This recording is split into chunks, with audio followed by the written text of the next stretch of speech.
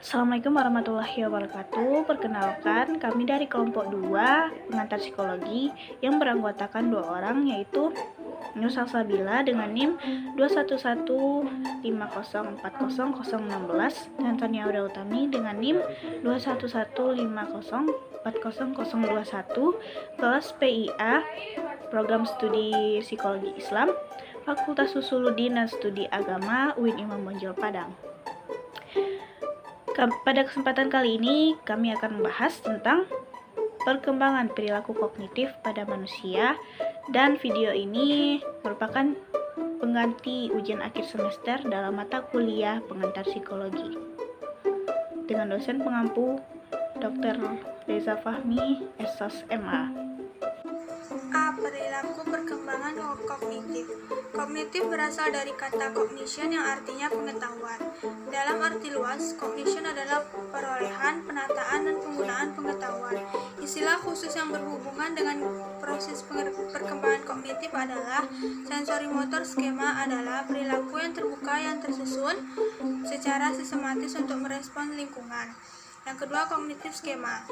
Kognitif skema adalah perilaku yang tertutup yang berisi tatanan langkah kognitif yang berfungsi untuk memahami pesan tersirat atau menyimpulkan respon terhadap lingkungan. Yang ketiga, objek permanens. Objek permanens adalah tanggapan untuk sebuah benda yang sebenarnya masih ada walaupun ditinggalkan dan tidak dilihat lagi. Yang keempat, assimilation. Assimilation adalah proses yang aktif dalam menggunakan skema untuk respon lingkungan. Yang kelima, accommodation. Accommodation adalah penyesuaian skema yang cocok dengan lingkungan yang direspon. Yang keenam, equilibrium adalah keseimbangan skema yang digunakan untuk lingkungan yang direspon untuk hasil akomodasi. B. Perkembangan kognitif. Teori perkembangan kognitif dikembangkan oleh psikologi Swiss yaitu Jean Piaget yang hidup pada tahun 1896 sampai 1980. Teori Jean Piaget mempunyai konsep utama dalam psikologi perkembangan dan berpengaruh kepada perkembangan konsep kecerdasan. Teori ini membahas skema yang muncul tentang persepsi lingkungan dan tahapan perkembangan sosial ketika mereka mempunyai cara baru untuk menjelaskan suatu informasi. Teori ini membuat seseorang untuk menumbuhkan kemampuan kognitif melalui tindakan yang disadari dengan sendirinya terhadap lingkungan. Tahapan teori kognitif. Dalam perkembangan kognitif anak sebagai berikut. Tahap sensorimotor 0-24 bulan, tahap praoperasional 2-7 tahun, tahap operasional konkret 7-11 tahun, tahap operasional formal 12 tahun ke atas. Tahap sensorimotor 0-24 bulan. Tahap ini adalah tahap pertama di antara 4 tahap lainnya. Perkembangan utama pada tahap ini adalah mengetahui tentang objek dan peristiwa yang terjadi di dunia. Perkembangan kemampuan dan pengetahuan dibagi menjadi 6. Tahapan skema refleks muncul ketika lahir sampai usia 6 minggu dan terjadi secara refleks. Tahapan fase reaksi sirkular primer mulai dari usia 6 minggu sampai 4 bulan. Tahapan ini berhubungan dengan kebiasaan. Tahapan fase reaksi sirkular sekunder terjadi antara 4-9 bulan dan berhubungan dengan penglihatan dan makna. Tahapan koordinasi reaksi sirkular sekunder muncul ketika usia 9-12 tahun berkembangnya kemampuan melihat objektif secara permanen. Tahapan fase reaksi sirkular tersier muncul usia 12-18 bulan berhubungan dengan cara baru untuk mencapai tujuan. Tahap awal representasi simbolis berhubungan dengan tahap awal kreativitas. Tahap praoperasional 2-7 tahun. Pemikiran praoperasional menurut teori Piaget adalah proses untuk melakukan tindakan secara mental terhadap objek. Ciri pada tahap ini adalah kegiatan mental yang sangat jarang dan logika yang tidak memadai. Pada tahap ini juga pemikiran masih bersifat egosentris. Cara berpikir anak pada tingkat ini bersifat tidak sistematis, tidak konsisten, dan tidak logis. Hal ini ditandai dengan ciri transduktif reasoning, yaitu cara berpikir yang bukan induktif atau deduktif tetapi tidak logis. Yang kedua, ketidakjelasan hubungan sebab akibat. Yang ketiga, animisme, yaitu menganggap bahwa semua benda yang hidup seperti dirinya. Yang keempat, artifikalisme, yaitu kepercayaan bahwa segala sesuatu di lingkungan itu mempunyai jiwa seperti manusia. Yang kelima, perceptually bound, adalah menilai sesuatu berdasarkan apa yang dilihat atau didengar. Yang keenam, mental eksperimen. Yang ketujuh, centration. Tahap operasional konkret 7-11 tahun. Tahap ini berlangsung sekitar usia 7-11 tahun dan sudah bisa menggunakan pikiran secara logis dan rasional. Tahap ini memiliki beberapa proses antara lain pengurutan, mampu mengurutkan objek secara ukuran, klasifikasi, memberi nama dan menjelaskan ciri benda berdasarkan tampilan, decentering, mampu mempertimbangkan aspek memecahkan permasalahan, reversibility, mulai memahami jumlah dan objek yang bisa berubah, konservasi, memahami kuantitas, penghilangan sifat egosentrisme. Tahap operasional formal 12 tahun ke atas. Tahap operasional formal adalah tahap terakhir pada perkembangan kognitif anak dalam teori Piaget. Tahap ini dialami pada usia 12 tahun sampai dewasa. Karakter pada tahap ini adalah mampu berpikir abstrak, menalar secara logis dan mengambil kesimpulan dari informasi yang didapat. Pada tahap ini juga sudah mampu memahami cinta, bukti logis, dan nilai. Dari faktor biologis, tahap ini muncul ketika pubertas. Pada keempat tahap di atas memiliki ciri-ciri di antara mampu berpikir abstrak, menalar secara logis, dan mengambil kesimpulan dari informasi yang didapat. Pada tahap ini juga sudah mampu memahami cinta, bukti logis, dan nilai. Dari faktor biologis, tahap ini muncul ketika pubertas. Pada keempat tahap di atas memiliki ciri-ciri di antara lain, tahapan itu bisa dicapai pada usia yang bervariasi dan berurutan, tidak ada tahapan yang diloncati dan tidak ada tahapan yang mundur.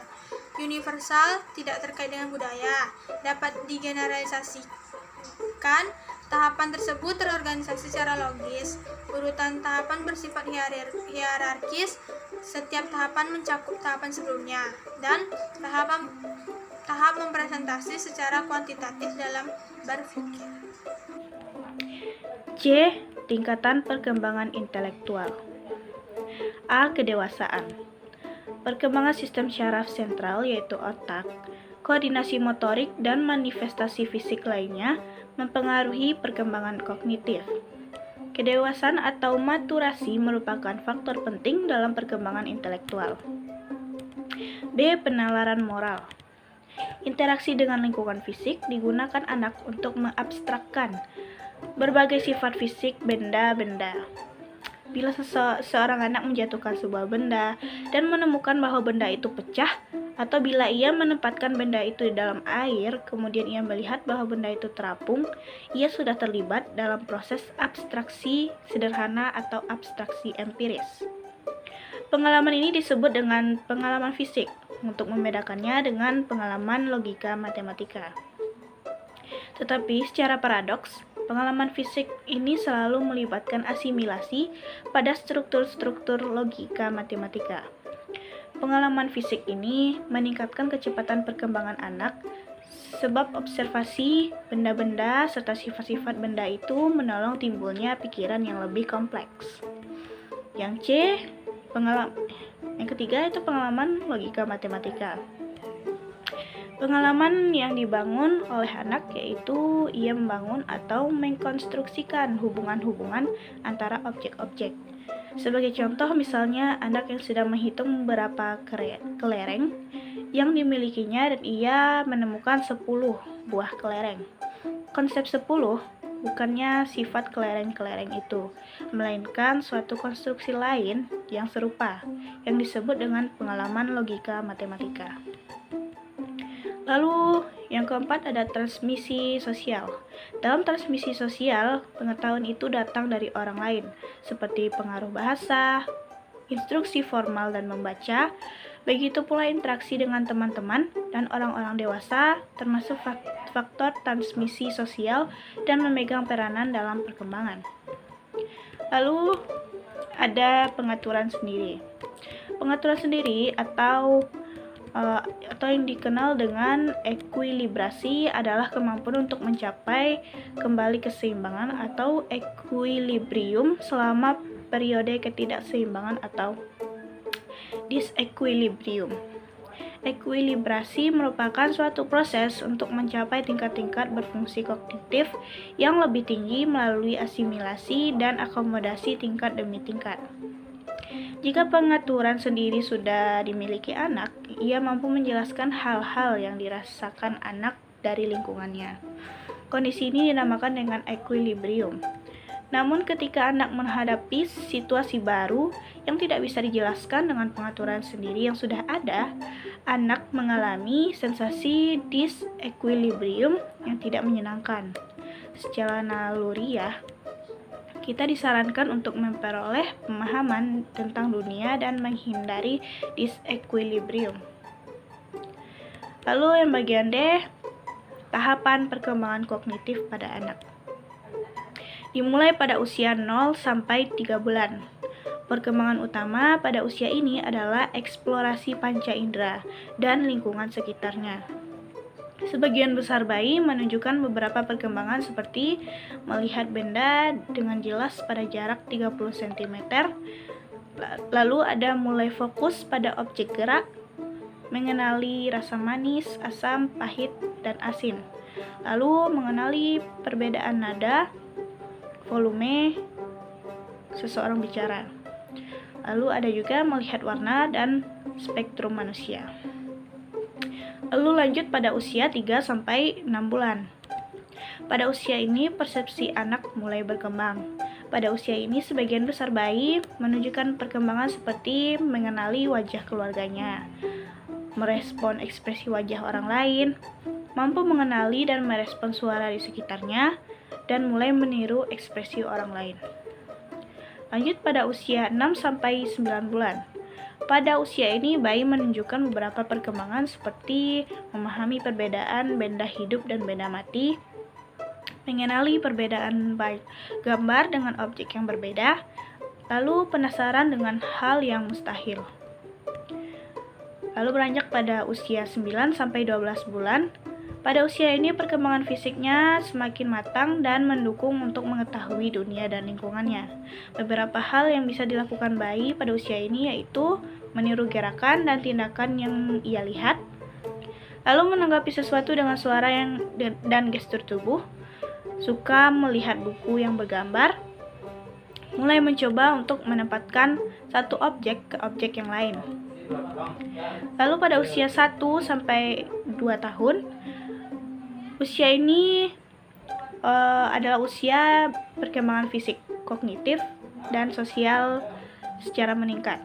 Pada usia ini, anak menunjukkan perkembangan seperti memahami dan merespon kata, mengingat ciri benda dan membedakannya dengan benda yang lain, memahami kapan harus menggunakan aku dan kamu, meniru tindakan dan ucapan orang dewasa, memahami lingkungan sekitarnya. Lalu usia 2 sampai 3 tahun. Pada usia ini anak sudah mulai mandiri dan dapat mengenali lingkungan di sekitarnya dengan baik. Pada usia inilah waktu yang tepat bagi anak untuk memperkenalkan tempat dan memberinya ilmu pengetahuan. Beberapa perkembangan kognitif yang ditunjukkan anak pada usia ini diantaranya dapat menyebutkan objek berdasarkan kategori, meniru tindakan orang dewasa yang lebih rumit. Lalu yang ketiga dapat menanggap perintah orang tua dan mencocokkan benda dengan fungsi-fungsinya. Lalu pada usia 3 sampai 4 tahun, pada usia ini anak dapat mengenali dunia dengan cara yang luas, memiliki semangat belajar dan mengajukan berbagai pertanyaan.